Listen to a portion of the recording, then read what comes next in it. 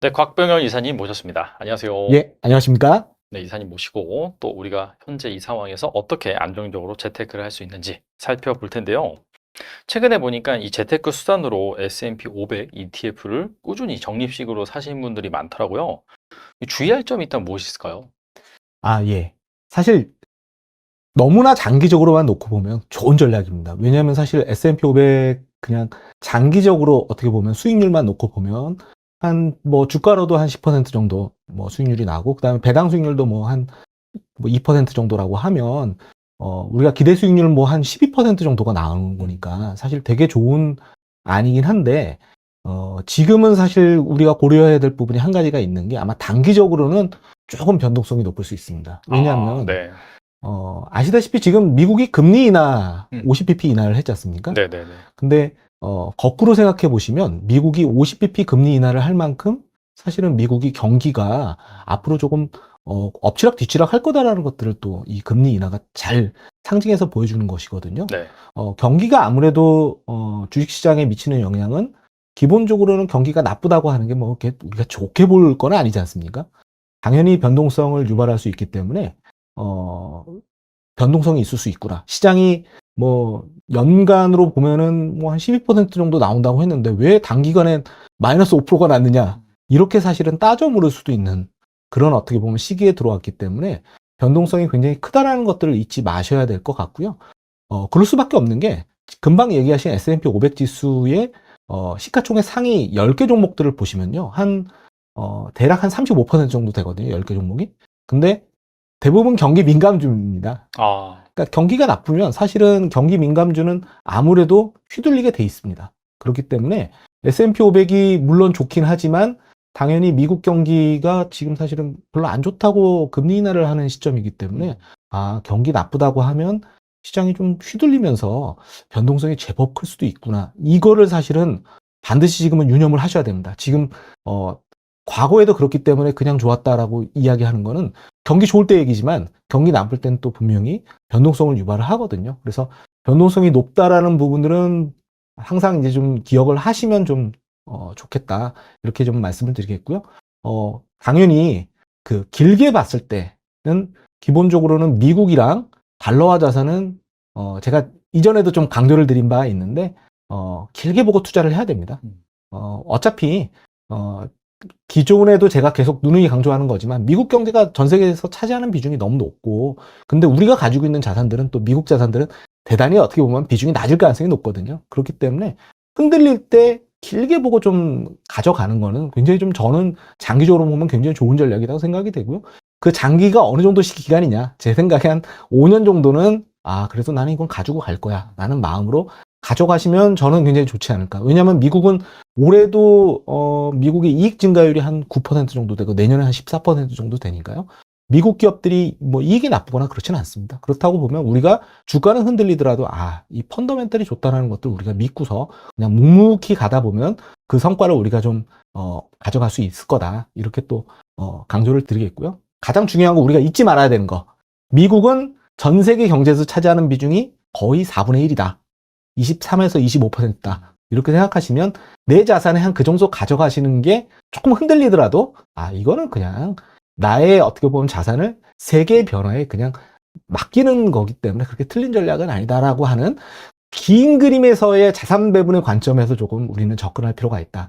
S&P 500은 그렇게 또 말씀을 드리겠고요. 더군다나 미 증시가 전 세계 주식시장에서 차지하는 비중은 48%라 됩니다. 그러니까 사실은 조금 흔들리더라도 나는 그래도 내 자산을 전 세계 경제에 어떻게 보면 굉장히 투영되도록 만든 거다라고 하는 믿음을 가지시고 조금 길게 보시는 관점이 굉장히 중요하다. 이렇게 또 강조를 드리겠습니다. 최근에 보니까 S&P 500 ETF가 아니라 S&P 500 동일 가중 ETF가 출시돼서 관심을 끌더라고요. 그래서 이 두 방식의 차이점 무엇이고 좀 어디에 투자하는 게 좋을까요? 금방 전에도 제가 이야기 드린 거대로 사실은 S&P 500의 총 한 10개 정도 종목이 대략 한 35%니까. 그러니까 사실 빅테크의 비중이 엄청나게 S&P 500 전체 주식 시장에 큰 영향을 미치는 거거든요. 이거는 S&P 500 지수라고 하는 게 시총 가중 방식이기 때문에 그렇다고 보시면 좋을 것 같습니다. 그러니까 기업 가치가 큰 것들의 비중이 그만큼 이제 어떻게 보면 지수에 이제 반영이 됐기 때문에 그렇다라고 말씀드릴 수 있으니까, 만약에 나는 미국의 IT가 너무 많이 올라간 것 같다라고 하는 부담이 있으실 수 있습니다. 그런 분들에게는 사실은 동일 가중이 하나의 대안이 될 수가 있겠죠. 왜냐하면 동일 가중은 그냥 쉽게 말씀드리면 500개 종목을 그냥 다 동일하게 그냥 투자하는 겁니다. 그러니까 한 0.5% 정도 비중으로 그냥 동일하게 간다라고 그냥 생각하시면 되니까, 쉽게 생각하면 그냥 S&P 500의 특정한 빅테크 기업이라든지 IT 기업에 대한 너무 비중이 높은 부분들을 나는 좀 싫고, 미국 주식 전체적인 어떻게 보면 밸런스에 그냥 맞추는 정도로 가겠다라고 하면은 동일 가중이 더 나을 수도 있다라고 말씀드릴 수 있을 것 같고요. 여기에는 또 하나 굉장히 좀 중요한 게 숨어 있습니다. 동일 가중으로 간다라고 하면 기본적으로는 아주 대형주가 아닌 중형주에도 일정 부분 내 자산을 맡기겠다라고 하는 이야기가 되거든요. 근데 흔히들 이렇게 얘기를 합니다. 미국이 지금 금리 인하 국면이라고 말씀드렸는데, 금리 인하의 수혜주들은 사실은 빅테크들은 아니고 중형주들이 미국은 어떻게 보면은 금리 인하로 인한 수혜를 많이 받는다고 보시면 좋을 것 같습니다. 왜냐하면 미국의 대형주들 같은 경우 이미 현금이 되게 많거든요. 보유 현금이 많기 때문에 금리가 오르든 떨어지든 그 영향을 아주 크게 받지는 않는데요. 네. 아무래도 미국이 한 중형주급 등 정도가 된다라고 하면 기존에 이제 뭐 예를 들면 회사채를 발행하거나 그런 것들 때문에 이자 부담이 굉장히 컸을 수가 있거든요. 근데 이제 금리가 낮아짐으로써 그 혜택을 더 많이 받기 때문에 일반적으로 우리가 동일 가중으로 간다라고 보면 금리 인하 국면에 조금 더 유리할 수 있다. 이렇게도 기억을 해두시면 좋으실 것 같습니다. 그리고 미국 주식 ETF에 투자한다고 하면은 대표적으로 세 가지를 꼽더라고요. VOO, 이게 이제 S&P 500 추정하는 거 맞죠? 맞습니다. 그다음에 QQQ, 이건 나스닥 100이고, 예. SCHD, 이 세 가지인데, 만약에 지금부터 은퇴를 위해 이 세 가지 자산을 사모은다라고 한다면은 어느 상품에 투자하는 게 좋을까요? 이거는 굉장히 좀 개인 취향의 문제인 것 같습니다. 그러니까 예를 들면은 S&P 500이라고 하면 그냥 미국의 시장 전체를 그냥 사는, 그것도 시가총액에 맞춰서 이제 사는 거가 될 텐데요. 이제 나스닥 100으로 한다는 얘기는 이 중에서도 빅테크에 대한 비중을 엄청나게 좀 엣지를 준다라고 우리가 보실 수가 있으니까, 네. 만약에 진짜 이 중에서 나는 좀 위험 성향이 공격적이다, 그리고 나는 미국의 빅테크들이 향후 10년, 20년 후에도 대단한 경쟁력으로 전 세계를 지배할 것이다라고 굉장히 좀 그런 확신이 크신 부분이라고 하면 당연히 이제 QQQ가 답이 될 수가 있겠죠. 뭐 이거는 어떻게 보면은 아주 엣지 있게 미국의 빅테크들 IT에 대해 내 자산을 상당 부분 맡기겠다라고 하는 전략이 될 테니까요. 근데 이제 그런 건 아니고 그냥 나는 미국 전체 주식시장 전도를 따라가고 싶다라고 할 때는 VO가 맞는 거죠. 그냥 S&P 500에 그냥 나는 내 몸을 싣겠다라고 하는 전략이니까요. 그런데 그것조차도 나는 좀 불안하다라고 하면은 제가 봐서는 우리가 슈드라고 부르는 이게 이제 다우 이제 배당 지수를 추종하고 하는 ETF라고 보시면 됩니다. 미국의 대표적인 어떻게 보면 배당 인덱스를 추종하는 ETF이기 때문에 미국의 배당주들 같은 경우도 기본적으로는 배당 이 안에 들어가려면 10년 이상 배당 성장을 해야 되거든요. 그렇다고 보면은 배당을 그래도 10년 동안 이렇게 성장한다라고 하는 거는 굉장히 배당의 진심일 가능성이 높고, 그 다음에 재무 구조나 이런 것들이 굉장히 단단할 가능성이 높지 않습니까? 그리고 그냥 시장보다도 한 1%포인트 정도 배당 수익률이 높습니다. 한 3% 정도 이제 배당 수익률이 나오니까, 나는 훨씬 더 안정감을 더 추구하겠다라고 하면은 배당 관련되어 있는 ETF로 가시는 것도 어떻게 보면 안전하다라고 말씀드릴 수 있을 거고요. 이 지금 말씀드린 거, 나 잘 모르겠다. 그러면 제가 생각했을 때 이 세 가지가 사실은 미증시를 굉장히 잘 상징하고 있는 저는 ETF라고 생각이 됩니다. 아마 잘 모르시겠다라고 하면 이거를 제가 봐서 한 3분의 1씩 그냥 똑같이 333으로 가시는 전략도 저는 나쁘지 않다고 생각이 됩니다. 그래서 어떻게 보면은 그렇게 되면은 뭐 굉장히 고성장도 있고 그냥 미국을 따라가는 것도 있고, 아니면 조금 더 안전판이 있는, 어떻게 보면 안전마진이 있는, 배당이라는 안전마진을 담보한 조금의 안정감이 있는 것들도 있으니 이 세 가지를 어떻게 보면 같이 먹는 것도 좋은 전략이 아닐까, 이렇게 좀 추천드리겠습니다. 방금 말씀하신 SCHD가 대표적인 고배당 그런 종목으로 유명한데, 이번 2분기 상장일에 가장 높은 분기 배당금을 기록했다라고 하더라고요. 사실 이게 이제 계속해서 배당을 올리는 거니까 당연히 높아져야 되는 부분은 맞는 것 같은데, 지금이 뭐 매수 적기다 그런 분도 계시고요. 아무튼 이 SCHD를 꾸준히 모아가는 데 있어서 좀 고려해야 될 부분? 뭐 이런 거 어떻게 예. 생각하세요? 사실 지금 이렇게 배당 ETF나 아니면 가치주 ETF들 요런 ETF들을 관심 가지시는 건 굉장히 저는 바람직하다. 이렇게 말씀을 드리겠습니다. 왜냐? 지금 미국이 금리 인하를 많이 해야 될 만큼 미국 경기도 사실은 둔화를 지금부터 제가 봐서는 내년 한 상반기까지는 미국 경기는 둔화 국면입니다.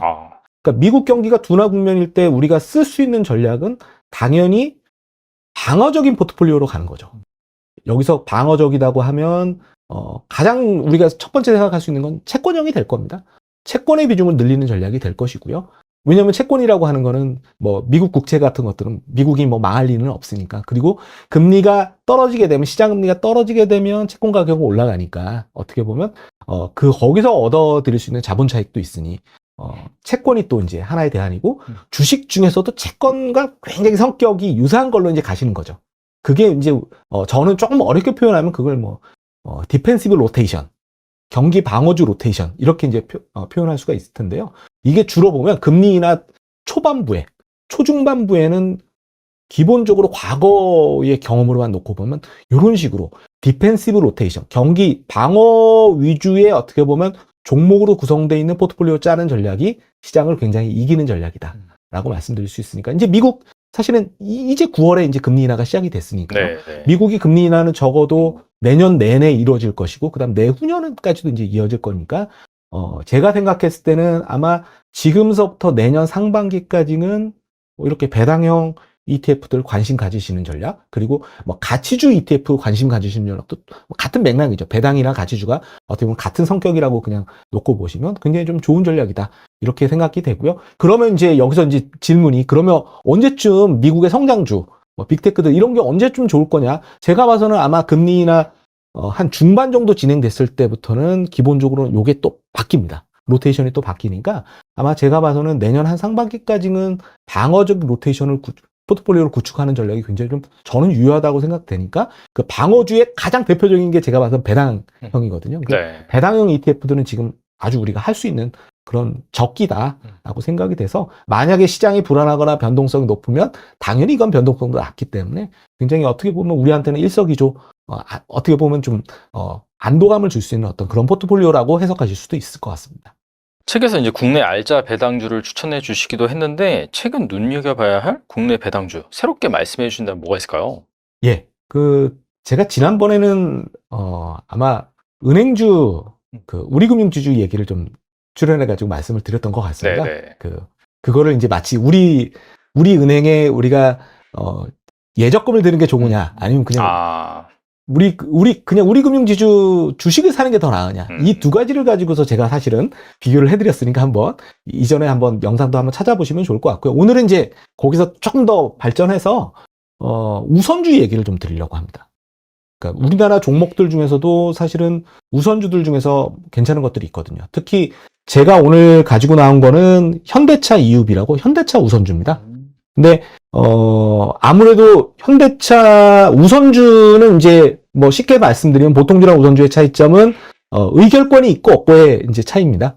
그래서 주로 보면은 의결권의 가치가 일정 부분의 프리미엄으로 당연히 작용이 되겠죠. 왜냐하면 그거는 경영권이라고 우리가 볼 수 있으니까 경영권 프리미엄이 기본적으로는 그 우선주랑 어떻게 보면 보통주의 가격 대리라고 보시면 될 것 같습니다. 그래서 보통주는 의결권이 있는 대신에 그 프리미엄을 받기 때문에 주가가 좀 더 높다. 그 다음에 그 의결권 가치가 없는 대신에 보면은 우선주 같은 경우는 배당을 좀 더 주는 그런 성격을 가지고 있다고 보시면 좋을 것 같습니다. 그래서 근데 제가 봐서는 우리가 ISA 계좌 같은 경우에 직접적으로 지금 중개형 ISA 같은 경우 우리나라 종목들 편입할 수가 있지 않습니까? 여기에 넣으면 굉장히 좋은 것 중에 하나가 제가 봐서는 우리나라 좋은 우선주들을 담는 게 굉장히 좀 좋다고 생각이 되고요. 현대차 UB 같은 경우가 저는 한 6% 정도 배당 수익률 나오는 걸로 지금 주가로는 지금 계산이 되더라고요. 그러니까 6%면 지금 뭐 정기예금이 우리나라 한 3% 정도 되니까 정기예금이 한 2배 정도 되니까 좋다고 말씀드릴 수 있을 것 같고, 그리고 현대차 그냥 본주보다도 배당 수익률이 훨씬 높습니다. 그리고 더 좋은 건 뭐냐면 현대차는 제가 봐서는 가치주와 성장주의 어떻게 보면 그 중간자적인 역할들을 할 수 있는 비즈니스 모델을 가지고 있는 것 같습니다. 현대차가 기존에 가지고 있는 어떻게 보면 하이브리드라든지 전통적인 그 차량 같은 경우는 캐시카우거든요. 거기서 돈을 많이 벌어가지고 그 돈을 가지고서 지금 어떻게 보면은 EV라고 하는 뭐 전기차나 이쪽에 이제 어떻게 보면 투자를 하거나 지금 그런 단계인데 어차피 기존에 어떻게 보면 비즈니스 모델에서 돈을 굉장히 많이 벌어가지고 EV도 근데 굉장히 잘하고 있습니다. EV도 사실은 지금 뭐 적자를 나거나 그런 게 전혀 아니거든요. 미국에서도 네네. 지금 사실상 테슬라 다음으로 굉장히 잘하고 있기 때문에 어떻게 보면은 현대차 EUV를 사게 되면 내 어떻게 보면 기존의 그 전통적인 휘발유 차량이라든지 하이브리드 차량은 어떻게 보면 가치주의 성격을 가지고 있고 EV는 어떻게 보면 성장주의 성격을 가지고 있으니까 이 두 가지가 믹스가 돼 있는데 그래도 전통적인 어떻게 보면 가치주의 성격을 또 가지고 있다 보니까 배당도 굉장히 좀 열심히 하는 어떤 그런 성격을 가지고 있다고 보시면 좋을 것 같고요. 그리고 최근 들어서 올 8월에 또 현대차가 IR을 하면서 그 밸류업 프로그램을 또 아주 구체적으로 또 내놨습니다. 그래서 뭐 올해 24년까지는 배당 성향 최소 25%, 그리고 25년부터 27년까지는 또 최소 배당금을 또 늘리겠다라고 하는 것들도 들어가 있고. 그래서 어떻게 보면 국내 지금 여러 계열사들 중에서도 그룹들 중에서도 현대차 그룹이 가장 제가 봐서는 밸류업 프로그램에 굉장히 좀 적극적이지 않은가. 그러면 밸류업 프로그램의 그 효과를 아주 극대화시킬 수 있는 방법은 우선주가 되지 않을까 싶어서 아마 ISA 계좌에 우선주를 만약에 담으시게 되면 거기서 발생하는 이자 소득에 대해서는 그 배당 소득에 대해서는 배당 소득세를 어떻게 보면 또 절세하실 수 있는 방법이 있으니까 현대차 유비 한번 관심 가지셔도 좋지 않을까 그렇게 좀 추천을 드리겠습니다. 그리고 지난번에 출연하셨을 때 ISA 계좌에서 맘 편히 10년 묻어두면 좋은 그런 ETF를 말씀해 주셨는데 그 영상 반응이 참 좋더라고요. 네. 다시 한번 좀 말씀해 주신다면요. 네. 제가 사실 그 영상 한번 찾아보시면 제가 굉장히 많은 ETF들도 소개를 드렸습니다. 아, 네네네. 그래서 오늘 그 중에서 뭐 다 이야기 드리는 것보다는 오늘 좀 그때 얘기를 못 드린 거 하나를 좀 준비를 해왔는데. 좋아요. 네. 예. 다들 우리가 한국에 있는 투자자들이 가장 이 존경에 맞지 않는 분이 이 워렌 버핏 아니겠습니까? 그렇죠. 네. 예. 근데 지금 제가 기존에 아마 동영상에서는 아마 그 경제적 해자, 와이드 못이라고 하는 그 ETF를 아마 소개를 드렸던 것 같은데, 그거는 사실은, 버펫의 철학을 기본적으로는, 구현을 한, 버펫의 어떻게 보면 그 경제적 해자라고 하는 그 아이디어를 가지고서, 어떻게 보면 경쟁력 있는, 기업들을 정성적으로 뽑아내는 어떻게 보면 그 방법을 가지고서 한, ETF거든요. 그게 이제 에이스라고 하는 한투에서 나와 있는 ETF가 있습니다. 그게 에이스 와이드 못이라고 돼 있는데, 그거 말고, 오늘은 그냥 아예 버펫의 그냥 버크셔 해서웨이를 그냥 추종하는 뭐 ETF를 좀 가지고 나왔습니다. 그게 이제 라이즈 버크셔 포트폴리오 탑 10이라고 하는, ETF고요. 버크셔가 현재 가지고 있는 종목들. 그러니까 사실 우리가 미국 주식으로 하신다고 보면 그냥 버크셔 해서웨이를 사실 수 있는 방법이 있으시죠. 네네. 당연히 있는데,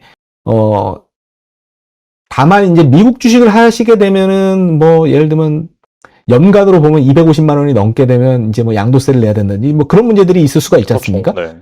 근데 만약에 이 ETF를 그냥 국내에 이제 상장돼 있는 ETF를 사시게 되면 이제 장점은 뭐냐면 이거를 우리가 개인연금이나 뭐 퇴직연금 그다음에 뭐 ISA에다가 넣게 되면 우리가 또 절세 혜택까지도 볼 수가 있으니까 규모를 좀 키워서 투자하시기 뭐 적절하지 않을까 싶어가지고 요거를 오늘 좀 소개를 드리고자 하고요. 지금 버크셔 해서웨이 제가 그래서 밸류에이션을 좀 봤더니 버크셔 해서웨이가 주가는 많이 올라간 것처럼 보이지만 지금 PER 같은 경우는 역사적으로만 놓고 보면 한 20배 정도 수준인데 그 정도 수준에서 만약에 진입하시는 건 그렇게 무리가 없는 것 같아서 제가 봐서는 해보실 수 있는 어떤 그런 시기다라고 생각이 되고요.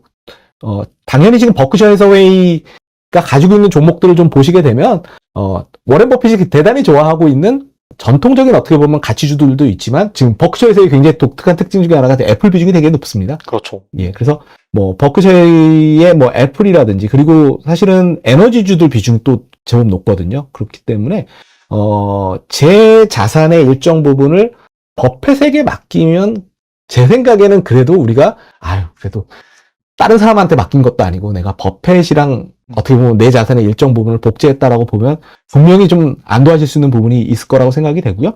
그리고 앞서도 말씀드렸지만 미국이 금리 인하를 하는 초중반에는 제가 봐서는 방어적 포트폴리오를 구축해야 된다고 말씀드렸는데 버펫이 그 철학을 굉장히 잘 지키는 사람이기 때문에 버펫에 제가 봐서는 버크셔 해서웨이를 투자하는 그 스킴은 굉장히 좀 살아있는 스킴이고 지금 충분히 하실 수 있는 어떻게 보면 투자 아니기 때문에 한번 요 ETF도 관심 있게 봐주셔도 좋으실 것 같습니다.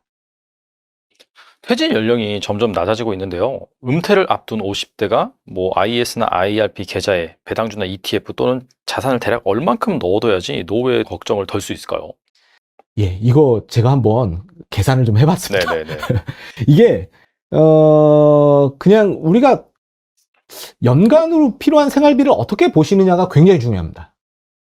이게 왜 그러냐면 어떤 사람은 뭐 필요한 생활비가 뭐 한 3천만 원, 뭐 아니면 또 서울에 살지 않으시면 그 금액이 더 적을 수도 있으니까. 그래서 연간 필요한 생활비를 한번 모두 다 다르실 겁니다. 아마 이 영상을 보시는 아마 구독자분들도 아마 다 다르실 거라고 생각이 되는데 그냥 제가 4천만 원이라고 그냥 가정을 하겠습니다. 근데 그러면 기본적으로는 그 4천만 원을 그냥 4%로 나누시면 됩니다.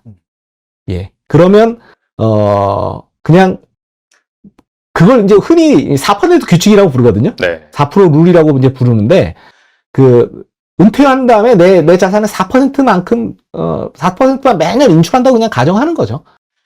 그러면 이제 한 30년 정도 이제 자금을 유지할 수 있다라는 가정을 그냥 까는 겁니다. 그래서 그냥 쉽게 생각하시면 내가 필요한 연간에 필요한 자금을 그냥 4%로 나눈다라고 생각하시면 되는데 만약에 뭐 4천만 원을 4%로 나누게 되면 10억 필요하거든요. 그러니까 10억 정도가 이제 있으면 너무 좋은 거죠. 10억 정도가 있으면 너무 좋은 건데 사실 이제 그렇게 말씀드리면 이거 너무 금액 큰 거 이렇게 생각하실 수 있으니까 네. 이거는 굉장히 제가 미리 가정을 까는데 다들 다르실 겁니다. 내가 연간에 꼭 필요한 필요 자금이 어떤 분들은 2천만 원 있으실 수도 있고 어떤 분들은 그리고 지금 얘기하는 건 분명한 건 뭐냐면 그냥 금융자산 가지고서만 이야기한 거잖아요. 여기다 만약에 내가 뭐 월세 수익이 나올 수 있는 다른 것들이 있다. 아니면 그리고 내가 만약에 연간 한 4천만 원 필요한데 나는 그래도 한 이 중에서 한 2천만 원 정도는 내가 그냥 뭐 알바를 한다든지 다른 내가 뭐 몸으로 할 수 있는 것들 아니면 조그만 무슨 뭐 인터넷 쇼핑몰 같은 걸 해서 한 절반 정도 마련할 수 있어. 그러면 난 2천만 원만 필요한 거죠. 금융자산으로. 그러니까 이거는 반드시 그러면 2천만 원을 또 4%로 나누시면 되는 거니까 그 금액은 또 굉장히 좀 천차만별이라고 생각이 되고요.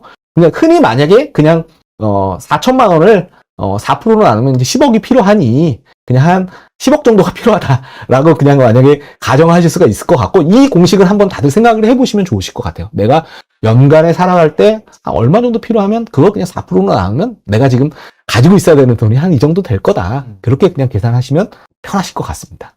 일반적으로 다들 한 10억 정도를 한 예.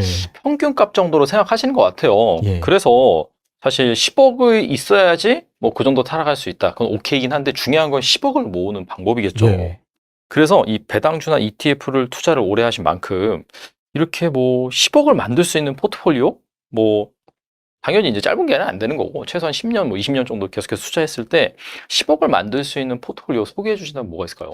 예. 사실 제가 지난 동영상을 통해서 기억하실지 모르겠는데 333 법칙을 제가 굉장히 하이라이트를 드렸습니다. 네네네. 예. 이거 꼭 기억하십시오. 333. 여기서 333은 주식 3, 채권 3, 그 다음에 부동산 3. 여기서 부동산은 리츠를 생각한다고 생각해 주시면 좋을 것 같습니다. 기본적으로 이 333 전략을 가져간다는 얘기는 기본적으로, 저는 이제 정률 배당, 그러니까 정률로 자산 배분하는 거 좋아합니다. 그러니까 매월에 만약에 주식이 만약에 올라가게 되면 이 333의 이 비중이 틀어지겠죠? 많이 올라간 자산의 비중이 더 높아질 테니까 그럼 많이 올라간 거를 팔고 더 떨어진 것들을 사는 그 전략을 계속 취하는 겁니다. 그런 식으로 해서 리밸런싱을 계속 하시는 거죠. 그렇게만 하셔도 제가 봐서는 여러분들 아마 연금 어차피 우리가 10억 만드는 전략을 씀에 있어서는 우린 절세 계좌로 하셔야 됩니다.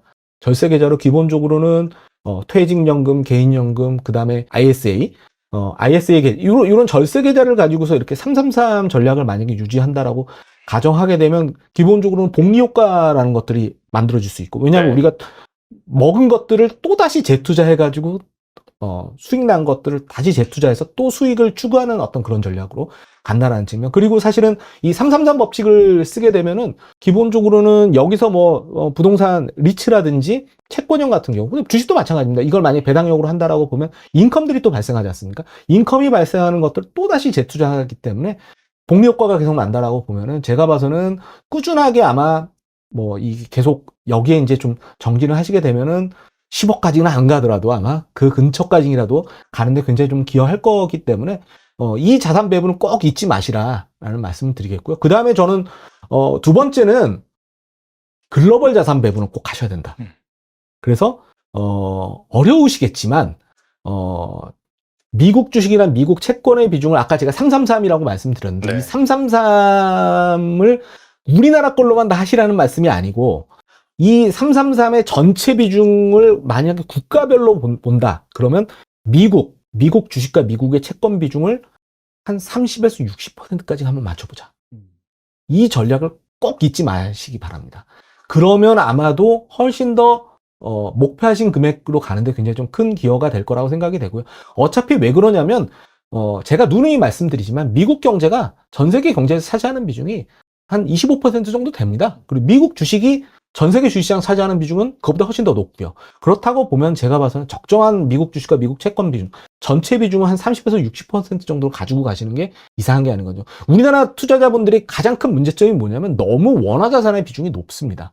그래서 의도적으로 이 달러화 노출을 좀 하셔야 된다라고 하는 것들을 좀 제시를 드리고, 그게 어떤 거냐? 그냥 세계의 변화에 내 자산을 노출시키는 거라고 저는 생각이 됩니다. 세상의 변화에 내 자산이 같이 가지 않게 되면 괴리가 많이 발생하고, 우리나라 원화의 비중으로만 가게 된다는 얘기는 사실은 굉장히 좀 슬픈 거거든요. 왜냐면 우리 인생 자체가 전부 한국의 경제에 다 연동이 돼 있는데 이거를 중화시키는 방법은 제가 봐서는 우리가 아닌 다른 외화 자산을 배분함으로써 이 부분이 완충이 되거든요. 그래서 완충시키는 게 굉장히 좀 좋다. 그래서 그 말씀을 다시 한번 좀 강조를 드리도록 하겠습니다. 또 지난번에 퇴직금 1, 2억 정도를 맘 편히 묻어두고 싶은 분들에게 배당 귀족 ETF를 추천해 주셨는데 추가로 더 말씀해 주실 그런 ETF가 있을까요?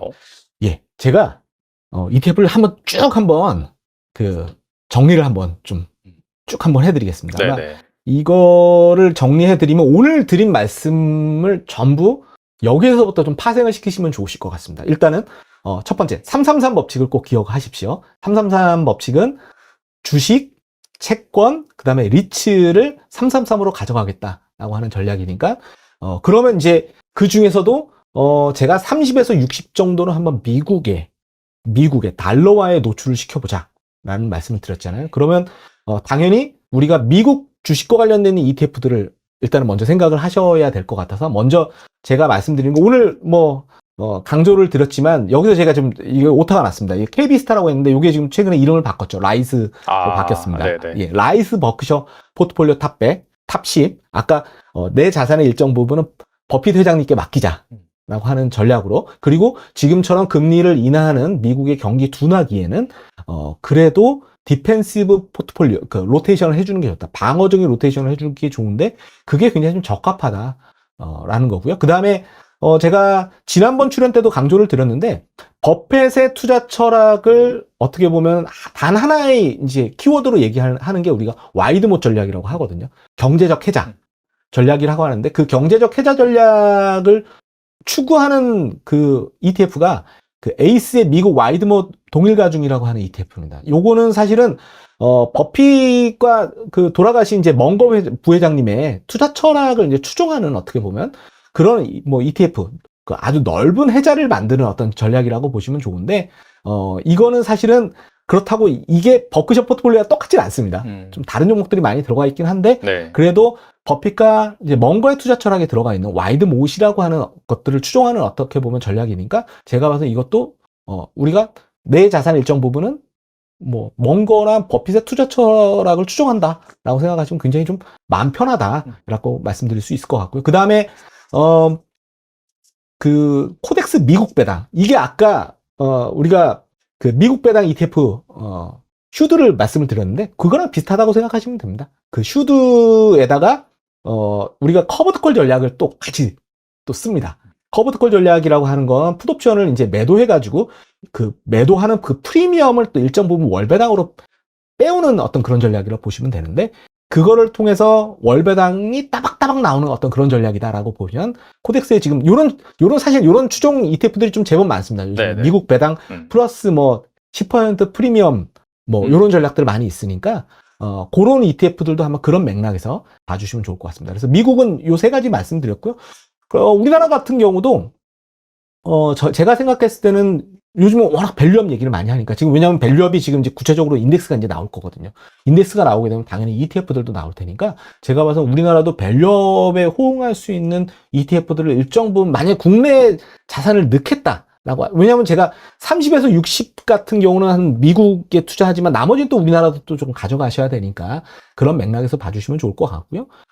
주주가치 성장 코리아 액티브라고 이 하나로에서 나온 게 있는데요. 이게 밸류업 수혜군들을 자체적으로 어떻게 보면 추출해가지고 이제 투자하는 것들이니까 어차피 밸류업이라고 하는 것 자체가 기본적으로는 가치주들이고 가치주들 같은 경우는 장기적인 어떻게 보면 성과에 좀 연동이 된다는 거 우리가 가정해서 투자하시면 좋지 않을까 생각이 되고요. 그리고 우리나라는 지금 사실은 성과가 되게 좋은 거는 타이거의 MKF 배당귀족이라고 하는 ETF가 있습니다. 제가 사실 지난번에도 조금 배당귀족에 대한 하이라이트 좀 많이 드렸는데요. 네. 우리나라의 배당 종목들을 어떻게 보면 배당귀족의 그 철학을 가져가서 추출한 ETF라고 봐주시면 좋을 것 같습니다. 제가 배당귀족 조금 더 말씀드리면, 사실은 그 앞서 10년 연속 배당 성장한 거 우리가 배당 챔피언이라고 부르고, 그 다음 25년 연속 이제 배당 성장이 돼 있는 게 이제 배당귀족이거든요. 근데 사실 우리나라는 25년 연속 배당이 성장한 기업들은 좀 찾기가 어려워서 이거는 한 10년 정도 성장한 기업이라고. 그러니까 어떻게 보면 배당 챔피언인데 이제 이름은 배당귀족의 어떻게 보면 그 아이디어를 가져왔다라고 봐주시면 좋을 것 같고요. 참고로 50년 연속 배당을 성장한 기업은 배당 킹, 디비던 킹이라고 부릅니다. 또 그런 인덱스들도 미국에 있으니까 한번 찾아보셔도 좋을 것 같고요. 근데 요게 성과가 대단히 좋습니다. 성과가 좋으니까 이런 것들도 한번 봐주시면 좋을 것 같고. 그리고 우리나라에 가장 이제 대중적으로 많이 알려져 있는 그 고배당 ETF가 플러스 고배당주라고 하는 이제 한화자산운용에서 나와 있는 그 ETF니까 요거 은행주들 비중이 좀 높은 ETF니까 요것도 만약에 금융주들 만약에 좋아하신다라고 하면 요거 관심 있게 봐주셔도 좋으실 것 같습니다. 그래서 국내도 사실은 제가 조금은 지금이 어쨌든 방어적인 포트폴리오를 우리가 구축해야 되다 보니 좀 그런 것들 좀 준비했다라고 봐주시면 좋을 것 같고요. 이런 얘기만 드리면 신흥국 같은 것들도 하나 좀 추천해달라 이런 얘기 또 하실 것 같아서 제가 신흥국 중에서는 인도를 좀 가져와 봤습니다. 왜 인도냐? 지금 미국 대선이 어떻게 될지 모르지만 지금 인도계의 해리스 지금 대통령, 미국 부통령 후보가 지금 계시고 그 미국에 지금 마이크로소프트도 그렇고 지금 구글도 그렇고 CEO들이 전부 인도계들입니다. 그러네요, 진짜. 예. 그리고 인도는 기본적으로는 제가 봐서는 중국도 지금 인구가 줄어든다라고 지금 인구 감소를 걱정하고 그런데 인도는 또 그럴 걱정이 없습니다. 인도는 지금 이미 중국 인구 이제 뛰어넘어가지고 전 세계 지금 인구 1위의 대국이기 때문에 향후에 인도의 MZ세대들이나 이 세대들이 굉장히 어떻게 보면 생산 가능 인구로 계속 편입된다라고 보면 저는 인도가 굉장히 좀 우리가 장기적으로는 굉장히 좀 주목해 봐야 될 마치 우리가 10년 전에 중국을 보듯이 지금은 10년 전에 만약에 중국을 봤다면 지금은 이제 인도를 봐야 되는 어떤 그런 시점이 아닌가 싶어서 인도에 어떻게 보면 그 50개 종목을 압축되어 있는 어떻게 보면 ETF 하나 좀 준비해 봤으니까 제가 여기 뭐 전 세계 1위의 인구 구조고 그리고 글로벌 리더들이 지금 인도계가 장악하고 있는 현실을 우리가 직시를 하자라는 관점에서 인도를 한번 좀 말씀을 드리겠고요. 그 다음에 채권형. 제가 333의 그 다음 3이 이제 채권형인데 채권형은 기본적으로는 일정 부분 지금은 가져가시는 게 편하십니다. 왜냐? 어차피 미국은 내년 내내 금리 인하를 할 것이고 내년 한 뭐 100bp 정도 인하를 할 거거든요. 그러면 금리 인하 최소 4번인 거지 않습니까? 그리고 내후년에도 또 한 번 정도 있으니까 앞으로도 지금 금리 인하가 꽤 많이 남아 있기 때문에 채권형은 기본적으로 가져가시는 게 좀 좋다. 이렇게 말씀드리겠고 다만 그거는 선택을 하셔야 될 것 같아요. 지금 만약에 환액지를 내가 만약에 미국 자산 비중이 많다라고 하면 그냥 너무 달러에 노출되는 게 싫으신 분들이 있으실 수 있으니 만약에 H자가 들어가 있는 것들은 그 환액지를 한 거거든요. 그러니까 달러가 너무 어떻게 보면 달러 강세가 되는 것들을 좀 중화시키는 어떻게 보면 그런 효과를 낸다라고 보시니까 그것만 선택을 해주시면 좋을 것 같습니다.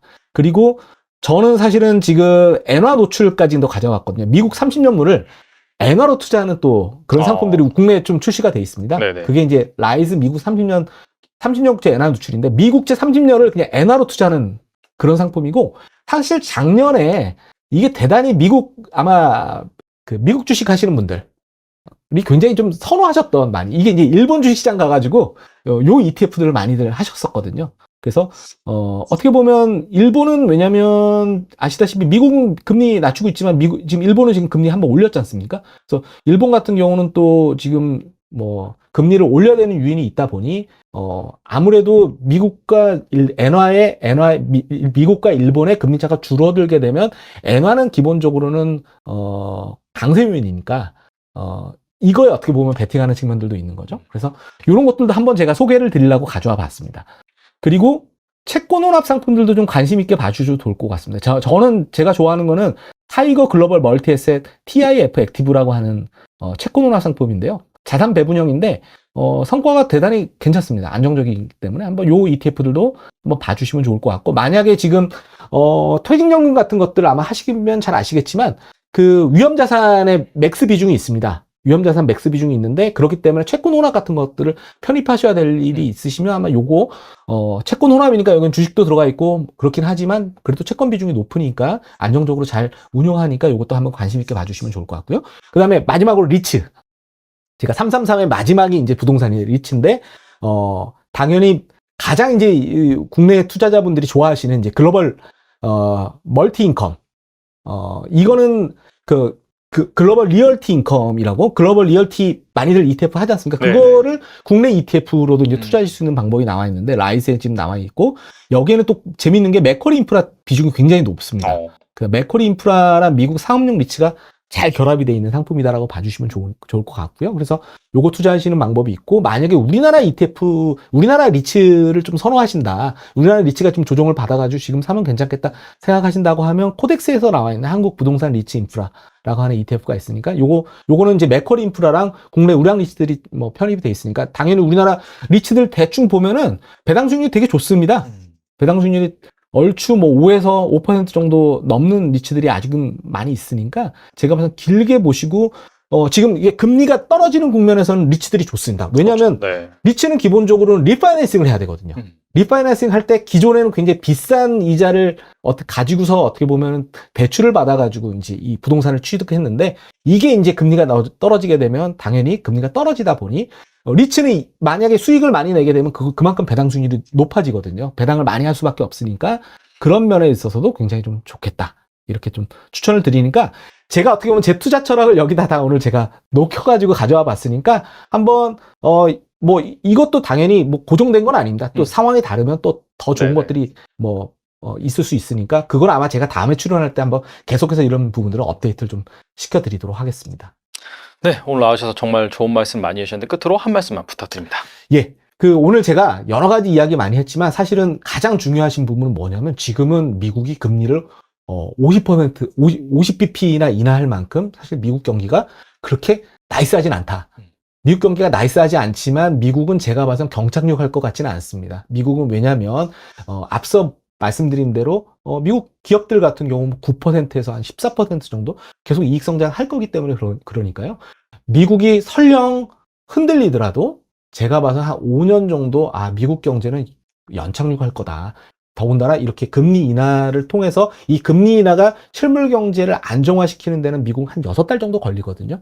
그렇다고 보면 지금은 흔들리더라도 한 6달 정도는 금리 인하 효과 때문에 미국 경기가 연착륙하는 어떤 그런 시나리오 갈 거다라고 하는 믿음을 가지시고 제가 봐서는 흔들릴 때 꾸준하게 우리는 적립식으로 사들어 간다 이렇게 생각하시고 아까 제가 미국 자산 한 30에서 60% 비중 가져가시는 전략 좋은 전략이라고 말씀드렸으니까 흔들린다고 해서 너무 불안해하지 마시고 한번 그렇게 가지는 전략도 괜찮지 않을까 생각이 되고 지금은 어쨌든 지금서부터 한 6개월 정도는 경기 둔화 국면이니까 조금은 우리가 방어적인 어떤 포트폴리오를 한번 구축해보자. 제가 오늘 드린 말씀이 사실 다 방어적인 ETF들이나 방어적인 포트폴리오 지금 구축하는 이야기를 좀 드렸으니까 그 철학에 맞춰서 한번 향후 한 6개월 정도 한번 대응을 해보시자. 이런 말씀 끝으로 다시 한번 정리드리고 마치도록 하겠습니다. 네, 경기 둔화 국면, 즉 시장 상황에 맞춰서 또 이렇게 다양한 또 금리 인하기에 투자할 만한 좋은 ETF를 소개해 주셨는데 그것뿐만 아니라 장기적으로 꾸준히 볼 만한 그런 ETF들이기 때문에 여러분의 뭐 ISA나 IRP에도 한번 고려를 해보시면 분명히 좋은 성과가 날 거라고 생각이 됩니다. 네, 다음에 또 모시겠습니다. 곽병렬 이사님 나오셔서 감사합니다. 고맙습니다.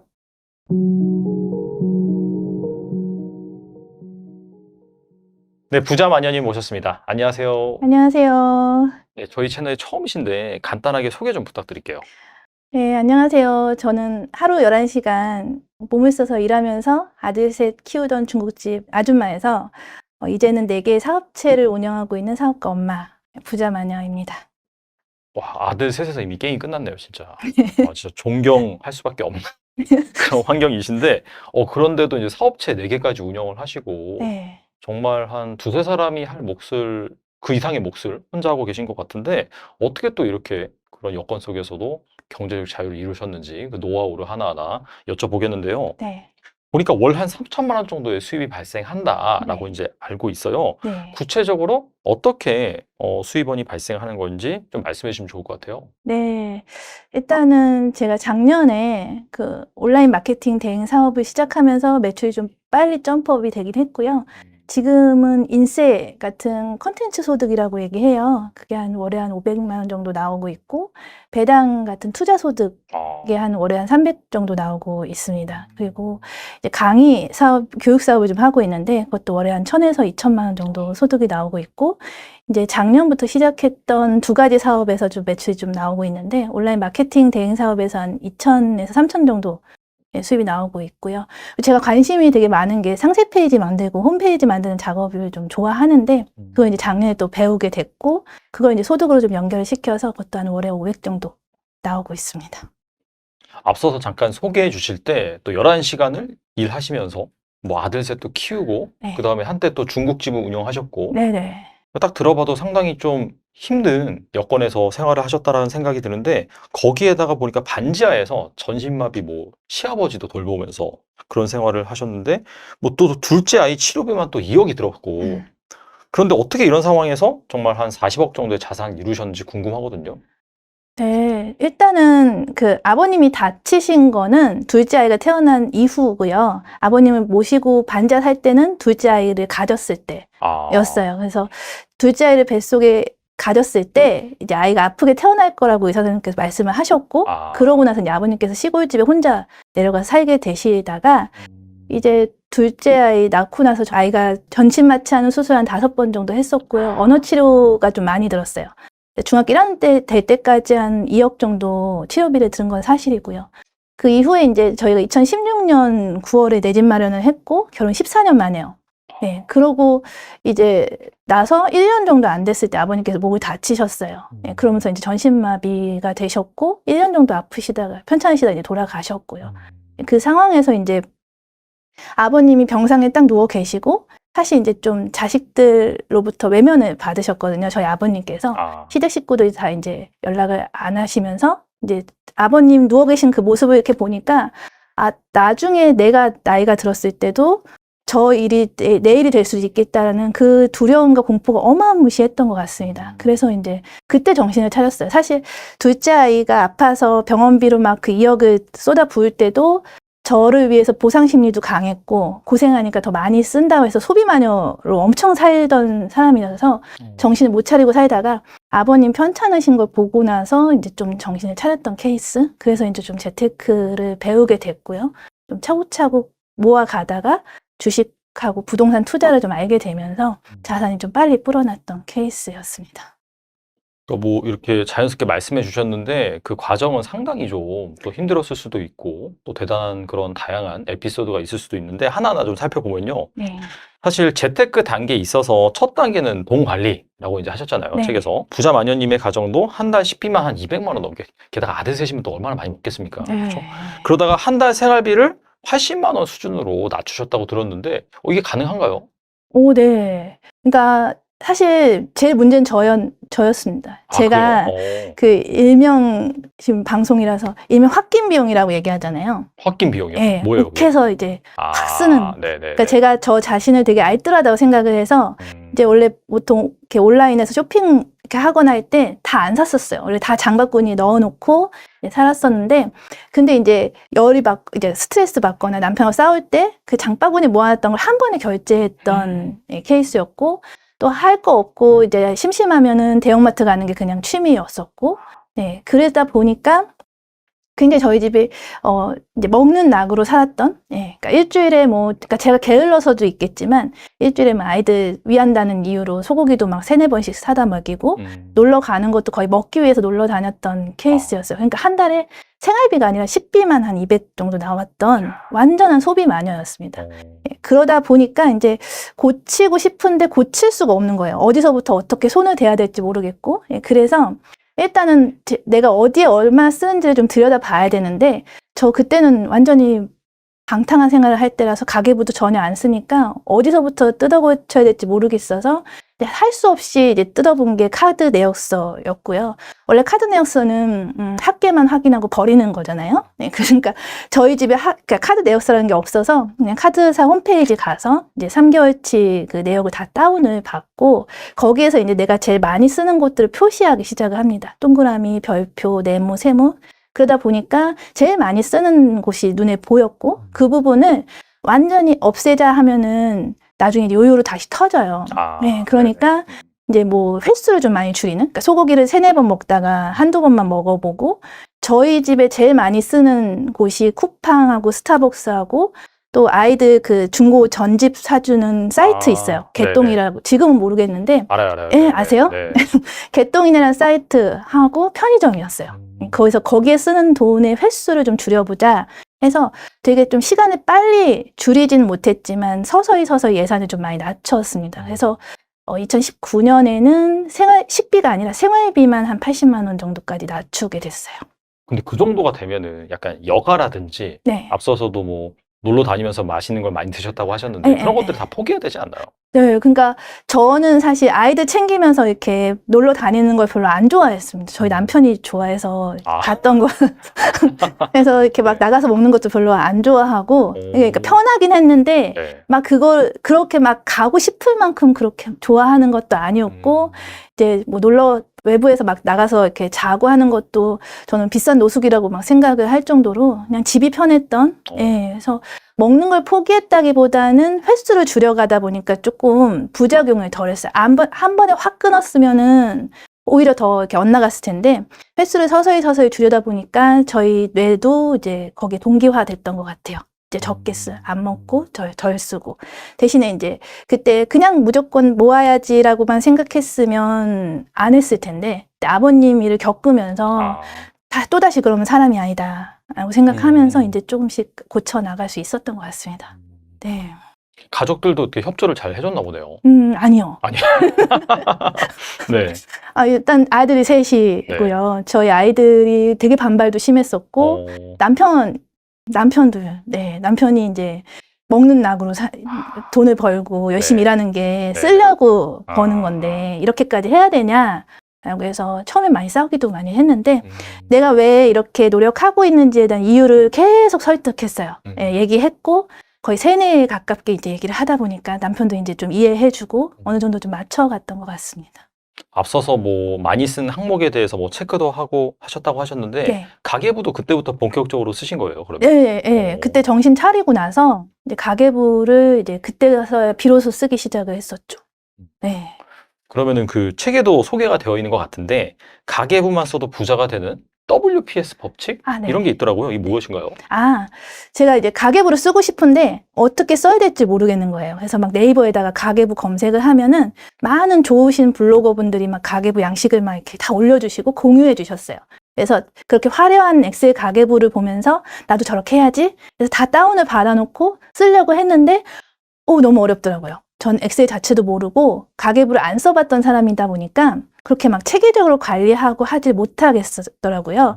그래서 왜 그런가 봤더니 저는 항상 저의 이상적인 예산을 세우고 그 예산을 지키고 싶었던 거죠. 그렇게 알뜰하게 살고 싶었는데 현실적으로는 막 200만 원 쓰는 사람이다 보니까 자꾸 좌절을 하게 됐던 거예요. 그래서 나의 문제는 너무 높은 이상적인 예산만을 생각하는 거였구나. 왜냐면 가계부를 좀 공부하다 보면은 전부 처음부터 예산을 막 세우라고 얘기를 하더라고요. 그거는 마치 여자들이 다이어트를 할 때 항상 이상적인 몸무게인 45kg를 목적으로 운동하다가 포기하는 거랑 똑같다는 생각이 들어서 순서를 바꾸기로 합니다. 그러니까 예산을 먼저 세울 것이 아니라 우리 집이 얼만큼 쓰는지를 알아야 거기부터 시작을 하겠다 싶어서 적는 걸 먼저 시작을 해요. W가 이제 적다 약자로 이제 해서 일단 적기 시작을 합니다.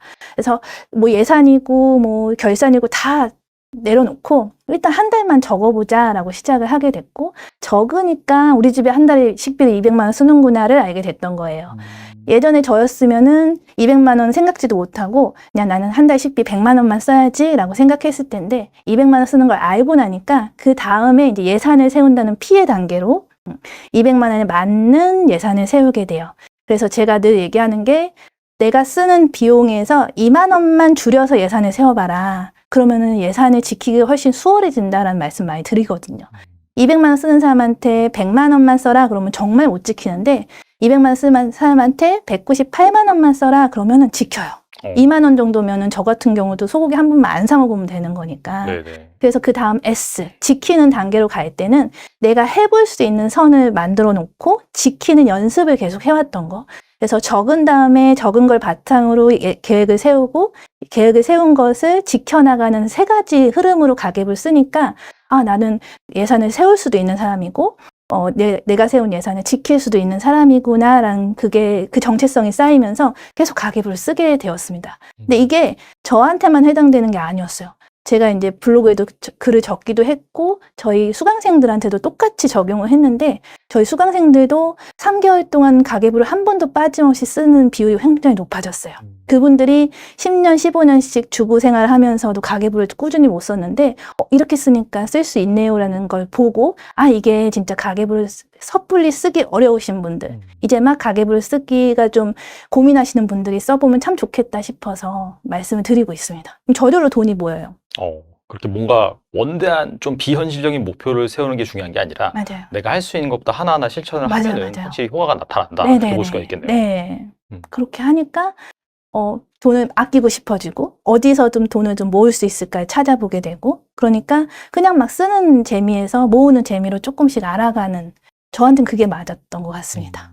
그리고 돈 관리 차원에서 보험과 대출도 정리해야 된다라고 하셨는데 이게 사실 필수적인 거잖아요. 그래서 꼭 남겨놔야 할 보험과 당장 해지해야 될 보험이 있다면 무엇이 있을까요?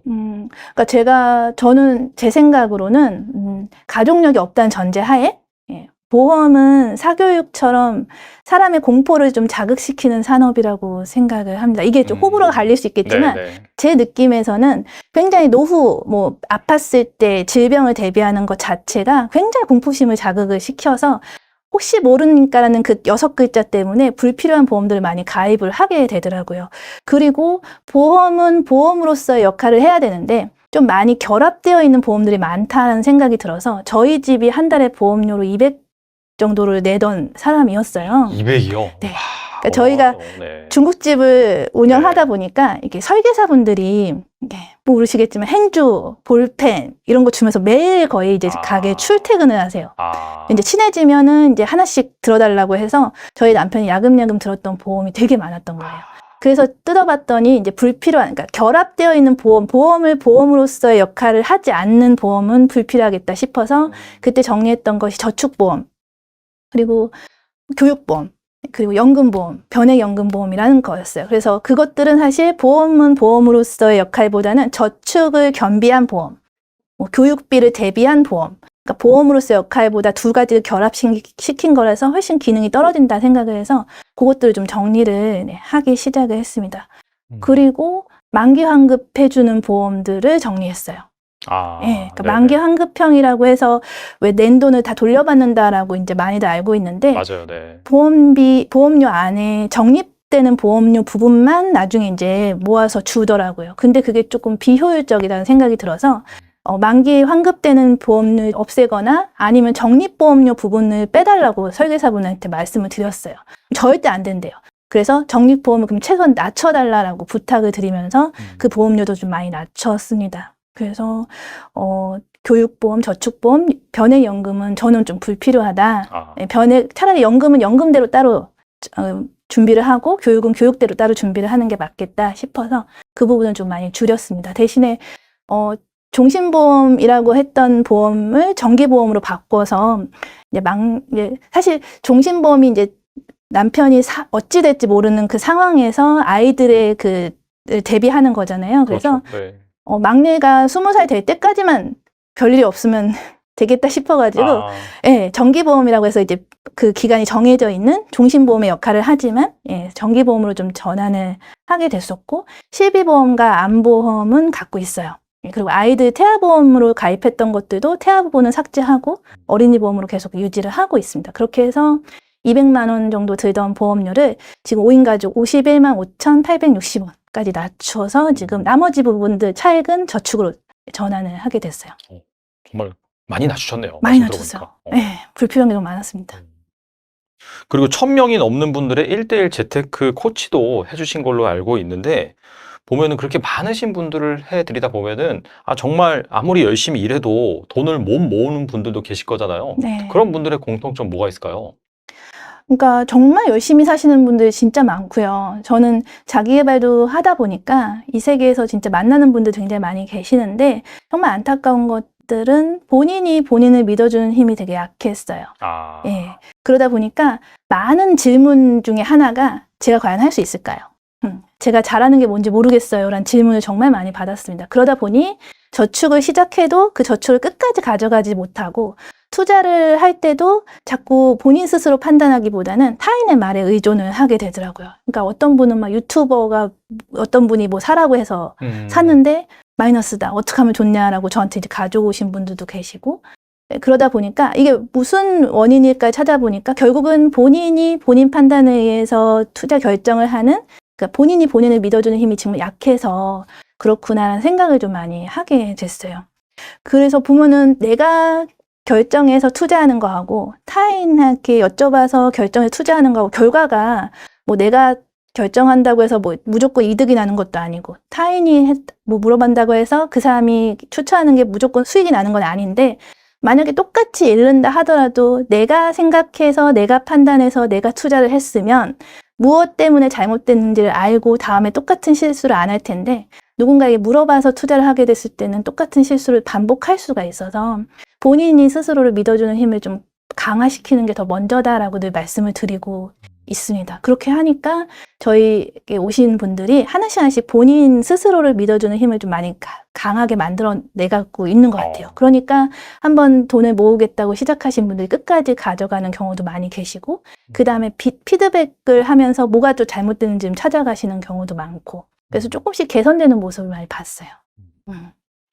그리고 목돈으로 가장 먼저 목표를 세우는 게 대부분 1억이잖아요. 네. 약간 상징적인 금액이라고 볼 수 네. 있을 것 같은데 네.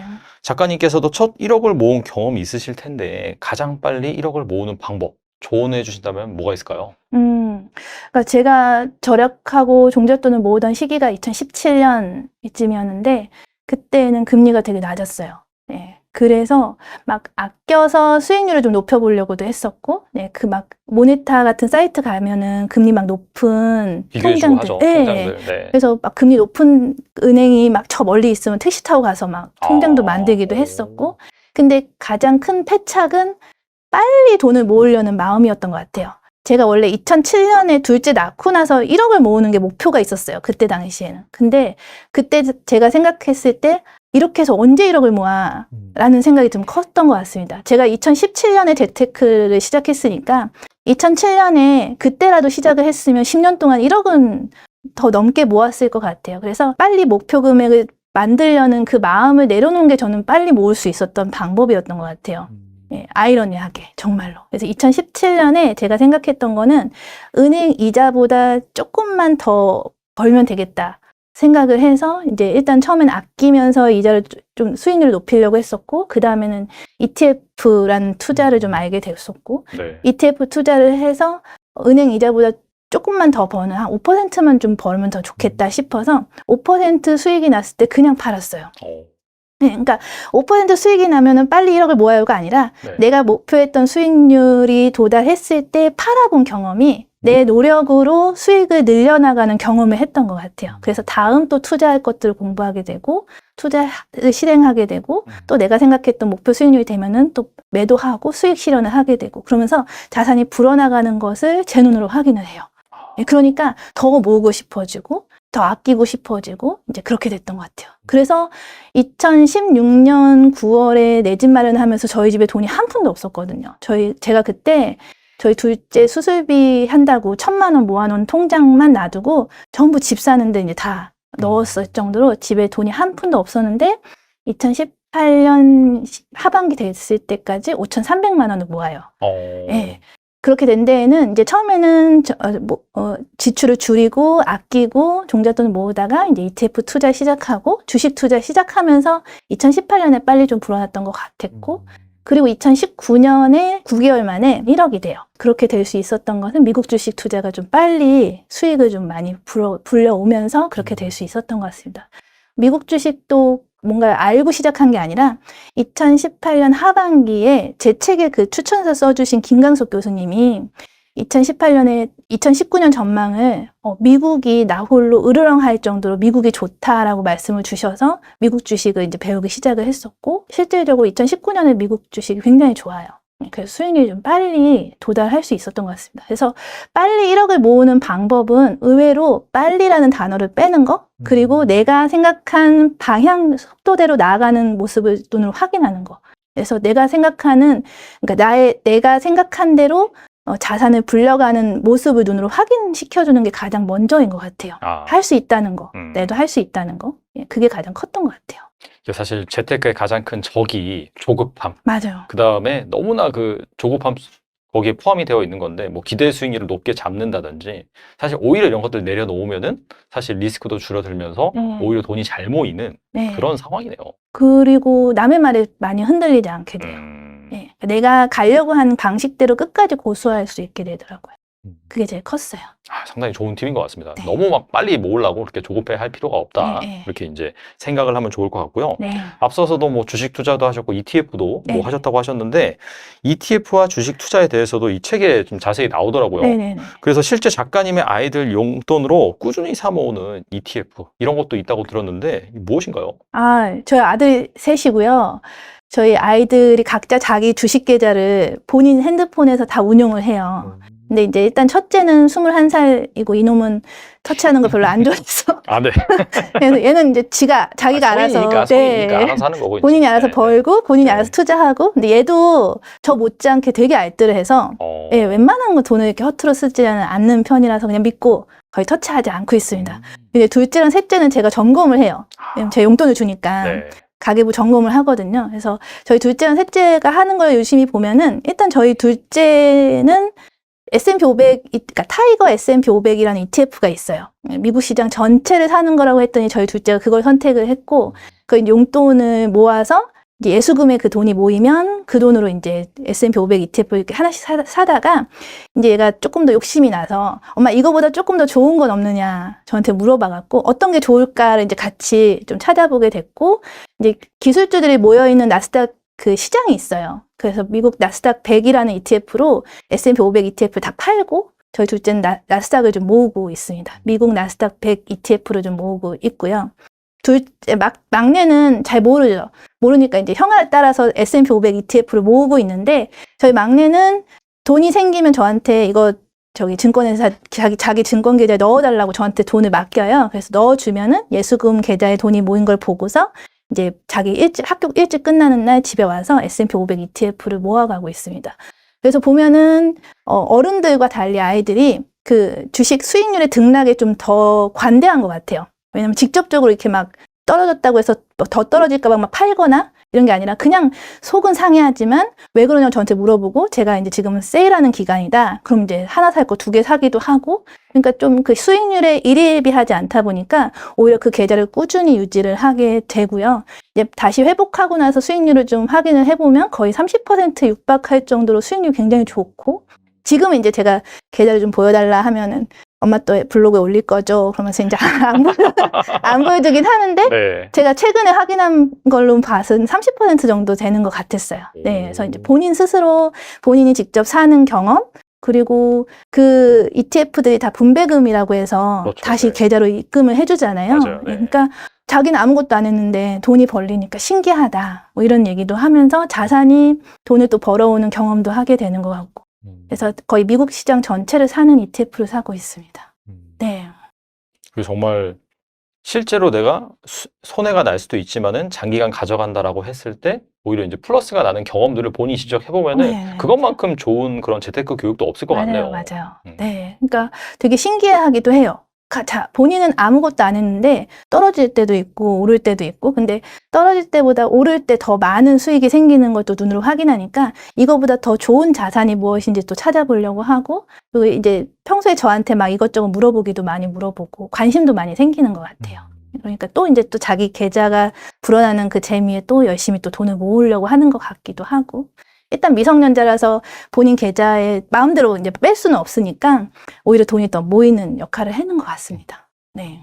그리고 일을 하지 않고도 뭐 정확히 말하면 이제 근로, 뭐 노동 그런 투입 없이도 월 한 500만 원의 수입을 만드는 게 작가님의 목표 중 하나다라고 말씀하신 걸로 알고 있는데 네. 같은 목표를 가진 분들을 위해 당장 해야 할 재테크 수단을 말씀해 주신다면요? 그러니까 뭐 바로 지금 뭐 재테크를 한다고 해서 일을 그만둘 수는 없겠지만, 그러니까 제가 저희 수강생들한테 늘 얘기하는 게 그런 월 500만 원 일하지 않고 벌 수 있는 월 500만 원이라는 목표 자체가 너무 크다. 그러니까 제가 제 책에도 목표의 구체화라는 그 4가지 얘기를 좀 담아놓긴 했는데요.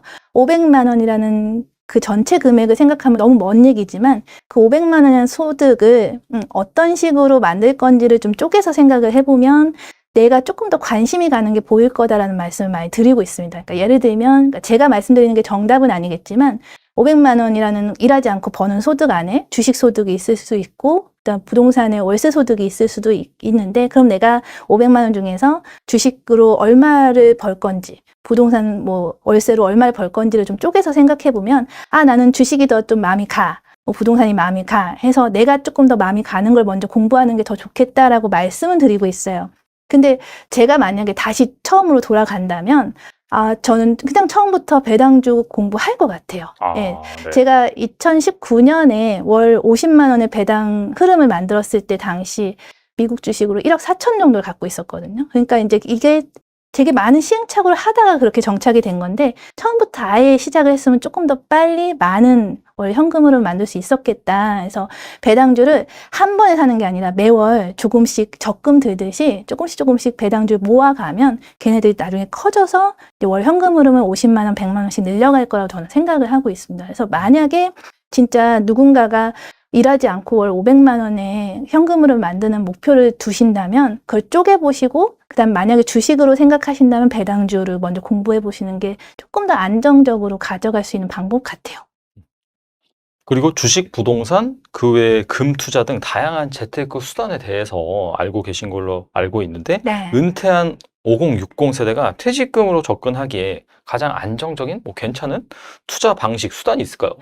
그러니까 이거는 저도 질문을 되게 많이 받았던 것 중에 하나인데 제가 제일 좀 안타까웠던 게 이제 퇴직금을 가지고 계시는 분들이 오셔가지고 덜컥 어떤 사업을 시작하시려는 게 좀 컸어요. 그러니까 매월 뭔가 현금을 만들어내신다고 하는데 그래서 절대 하지 않으셨으면 하는 걸 먼저 말씀드리면 경험 없는 사업은 하지 않으셨으면 좋겠다는 생각을 제일 많이 합니다. 그러니까 제가 22년 동안 자영업을 해왔어요. 네. 근데 퇴직금으로 가지고 자영업을 경험 없이 시작한다는 건 정말 좀 불구덩이에 뛰어들어가는 느낌을 받아서 차라리 사업을 하실 거라면 경험을 가지고 경험을 좀 쌓고 나서 사업을 하셨으면 좋겠다. 그러니까 막 프랜차이즈 같은 사업도 많이 하시는데 그렇게 되면 정말 퇴직금 날리시는 분을 많이 봐서 그렇게 하지 않으셨으면 좋겠다 싶고 만약에 퇴직금의 규모에 따라 조금 다를 수는 있겠지만 퇴직금을 받으면 그걸 좀 반이나 3등분을 해서 어느 일부분은 배당주를 살 것 같고요. 일부분은 월세가 나오는 부동산을 살 것 같아요. 그리고 일부분은 좀 현금으로 놔둘 것 같습니다. 그렇게 한다면 조금 더 그러니까 투자의 리스크를 없다는 거는 좀 거짓말이겠지만 좀 잃을 확률을 낮추는 그런 방법이 될 것 같아요. 예, 그리고 월세를 만들어내는 부동산 투자도 너무 섣불리 상가 같은 어려운 거 말고 정말 진짜 누구나 공부를 조금 더 하면은 충분히 만들어낼 수 있는 아파트 쪽으로 투자를 하는 게 맞지 않나 하는 생각을 좀 하고 있어요. 그래서 배당주, 부동산, 현금 이렇게 좀 나눠볼 것 같습니다. 사실 그 리스크를 더 테이킹하는 것이 아니라 최대한 좀 안정적인 네네. 그렇죠. 그런 방법으로 네. 포트폴리오를 짜야 된다. 네네. 그렇게 볼 수가 있겠네요. 네. 그리고 자녀에게 가난을 대물림하지 않기 위해서 좀 지금 당장 바꿔야 할 한 가지가 있다면 무엇이 있을까요? 그러니까 이거는 제 경험이기도 한데, 저희 부모님이 저희 어렸을 때 너는 돈 걱정하지 말고 공부나 해라. 라는 얘기 제일 많이 하셨어요. 네네. 실질적으로 제가 되게 어렸을 때 되게 좋아했던 게임이 부루마블인데요. 아, 부루마블. 네, 요즘도 많이 그때부터 하죠. 네, 보드 땅 게임. 사고 이런 거 좋아했었던 것 같아요. 예, 그래서 막 그런 게임을 하고 있으면 엄마한테 되게 혼났어요. 어린애가 벌써부터 돈 갖고 이렇게 하는 게임 한다고. 근데 그때 아예 돈에 대해서 거의 터부시했던 그 환경 자체가 제가 아예 재테크에 대해 생각도 못하고 내가 벌어들이는 돈에 대해서 관리할 생각조차 못하고 커왔던 것 같습니다. 그래서 아이들이 자연스럽게 돈에 대해서 접할 수 있는 기회를 많이 주는 게 좋겠다 싶어요. 영어를 배울 때도 왜 우리 흘려듣기라고 어렸을 때 많이 하는 것처럼 그냥 평상시에 돈에 대한 얘기들을 좀 스스럼 없이 할 수 있는 그런 환경이 좀 필요하다는 생각이 좀 들었습니다. 그러니까 아이들을 옆에 앉혀놓고서 이건 이거야 이렇게 주입식으로 가르쳐주는 것보다는 평상시에 계속 노출시켜줄 수 있도록 일단은 제가 먼저 아이들 앞에서 돈에 대한 공부도 하고 이제 얘기도 많이 하고 하면서 좀 환경을 노출시켜줬던 거 그게 어찌 보면은 아이들 스스로가 자신의 돈을 관리할 수 있게 자신의 돈에 대해서 관심을 가질 수 있게 하는 하나의 방법이 될 수 있을 것 같고요. 그리고 용돈을 스스로가 좀 관리해 볼 수 있게끔 이렇게 알려주는 것도 좋을 것 같아요. 저희 아이들이 돈에 대해서 본격적으로 관심을 가졌던 것도 제가 얘기할 때보다 본인 이름으로 된 계좌에 돈이 입금이 되고 그 돈을 가지고 스스로 이렇게 불려나가는 과정에서 돈에 대해서 관심을 많이 가지게 됐거든요. 그래서 스스로가 좀 돈에 대해서 관심을 가질 수 있게 엄마가 많이 이렇게 환경을 좀 조성해 주는 것도 필요하지 않을까 했어요. 예, 그렇게 가고 있습니다. 그리고 인생을 바꾸기 위해 매일 반복했던 행동 한 가지만 꼽는다면 무엇이 있을까요? 이게 재미없는 얘기일 수도 있겠는데 네. 제가 제 삶이 확 바뀔 수 있었던 이유는 제가 저한테 질문을 많이 했기 때문인 것 같습니다. 그냥 저는 뭐 3년에 1억 모으기라는 금액을 목표로 해서 이렇게 재테크를 해온 적은 없었던 것 같아요. 네. 그냥 내가 앞으로 어떻게 살면 조금 더 행복할까? 내가 어떻게 살아야 아이들한테 좀 본이 될 수 있을까? 아이들한테 폐를 끼치지 않고 나이 될 수 있을까라는 그 질문들을 좀 많이 했던 게 제 삶을 좀 많이 바꾸게 했던 것 같아요. 네. 그래서 예전에 같았으면 그냥 돈이 많았으면 좋겠다 였었는데 그렇게 됐을 때는 제 삶이 하나도 바뀐 적이 없었어요. 그저 돈 좀 많았으면 좋겠다. 이 세상 돈 다 어디 갔냐? 왜 나만 없나? 이렇게 할 때는 제 삶이 그냥 그 자리였는데 어떻게 하면 조금 더 행복할 수 있을까를 찾다 보니까 돈을 좀 더 아끼고 싶고 그리고 막 뭐 놀러 가서 막 쓰는 거보다 지금 내가 이렇게 모아서 나중에 진짜 아이들한테 필요한 거 있으면 해주는 삶이 더 행복하겠다라는 생각을 했던 거. 그래서 구체적으로 내가 어떤 삶을 원하는지를 좀 스스로에게 많이 물어봤던 것이 제 삶을 좀 많이 바꾸게 했던. 그래서 제가 책에도 썼지만 아침 저녁으로 제가 원하는 모습들을 구체적으로 적고서 자기 학원이라고 해서 읽어봤던 거. 그리고 매일매일 경제신문을 읽었던 거, 가계부를 썼던 거, 그리고 주식이나 부동산 공부를 했던 것들의 모든 근간은 아이들하고 조금 더 행복하게 살고 싶어서 내가 할 수 있는 것이 무엇인지에 대한 답을 찾다 보니까 여기까지 올 수 있었던 것 같아요. 그래서 스스로에게 많이 질문하고 물어보는 그 과정이 결국엔 실행을 이끌어내고 실행을 했기 때문에 그래도 조금씩 삶이 좀 바뀌었던 거 아닐까 합니다. 전반적으로 이렇게 말씀을 들어보니까 남한테 뭔가 이렇게 계속해서 물어보고 그 남한테 의지하는 것보다 자기 자신과 약간 대화를 좀 많이 해야 되는 거네요. 보니까. 맞아요. 네. 그러니까 타인에게 물어봤을 때 내가 내 안에 있는 답을 끌어내긴 좀 어렵더라고요. 그리고 내가 듣고 싶은 답은 결국 내 안에 있는데 사실 우리가 본인에 대해서는 제일 모르고 있고 본인한테 이런 얘기들을 할 수 있는 기회도 많이 없고 일상생활 살 때 맨날 바쁘게 살다 보니까 스스로 생각할 수 있는 힘이 자꾸 작아지는 것 같습니다. 그러니까 자꾸 스스로를 믿어주는 힘도 약해지고 그래서 자기 개발을 하고 있고 재테크를 하고 있지만 가장 근간은 내 삶의 주도권을 내가 갖고 있는 거, 그리고 내가 행복하기 위해서 내가 노력하는 거, 그게 전부가 아닐까 생각을 했어요. 네, 오늘 나와주셔서 정말 좋은 말씀 많이 해주셨는데 끝으로 이 영상을 보고 계신 분들을 위해서 한 말씀만 부탁드립니다. 네, 나는 돈으로 행복을 삽니다라는 책을 출간하게 되었습니다. 그게 사실 제목이 좀 도발적이고 자극적으로 느껴질 수 있어요. 근데 그 책을 쓰게 된 취지는 뭐 돈이 모든 것을 해결한다든지 돈이 많아야 무조건 좋다 이런 취지로 쓴 것은 아니었습니다. 할 수 있는 것이 극히 적었던 아들 셋 평범한 중국집 아줌마였어요. 제가 과연 할 수 있을까라는 그 질문을 가지고 아무것도 하지 않았으면 아무런 변화도 생기지 않았을 겁니다. 근데 내가 내 삶을 아주 평범했던 내 삶을 바꾸는 데는 그렇게 큰 힘이 들지 않는다는 걸 좀 알게 됐고요. 내가 지금부터 할 수 있는 것들을 하나씩 찾아 나갔던 거, 그 방법들을 책에다가 담았고, 제가 실행했던 것들을 하나씩 해오면서 지금까지 좀 제 삶을 많이 바꿀 수 있었던 것 같아요. 그러다 보니까 돈으로부터 시작된 결핍을 저는 이제 돈으로 인한 행복으로 좀 바꾸게 됐고, 지금은 제가 하고 싶은 일을 하면서 좀 즐겁고 신명나게 살아갈 수 있었던 것 같습니다. 그런 의미로 만약에 예전에 저처럼 돈에 대해서 근심이나 걱정이나 고민이 갖고 있는 분들이라면 나는 돈으로 행복을 삽니다라는 이 책을 꼭 한번 읽어보셨으면 좋겠어요. 그리고 그 책을 읽고 내 것으로 만드신다면 누구나 저는 충분히 돈으로 행복을 살 수 있을 거라고 생각을 합니다. 돈이 많다고 무조건 행복한 것은 아니겠지만 돈이 없음으로 인해서 불편한 것은 꽤 많더라고요. 그래서 자신의 기준에 맞는 만족스러운 그런 선을 찾는 것들, 그게 이제 행복의 기준이 아닐까. 제 책은 아마 그 기준을 정하는 답을 담아놓은 책이라고 생각을 합니다. 감사합니다. 네, 뭐 서두에서 말씀해 주셨다시피 정말 그 환경이 좋지 않았거든요. 그죠? 네. 뭐 시아버지 그렇게 되시고 또 아이도 또 아프게 태어나고 그런 상황 속에서 어떻게 본다면은 뭐 정말 삶을 포기할 수도 있는 그런 상황인데도 불구하고 잘 극복하신 다음에 어떻게 본다면은 정말 그 남들이 보기에 귀감이 될 수 있을 만한 자산가로 성장을 하셨는데 그런 스토리들이 여기 이 책에 다 담겨져 있습니다. 단순히 노하우뿐만 아니라 어떻게 또 이렇게 잘 성장을 해오셨고 잘 완성돼 왔는지 그런 자기 개발적인 측면도 상당히 많기 때문에 꼭 한번 읽어보신다면 분명히 큰 도움이 될 거라고 생각이 됩니다. 네, 지금까지 부자마녀님 나와주셔서 감사합니다. 네, 감사합니다.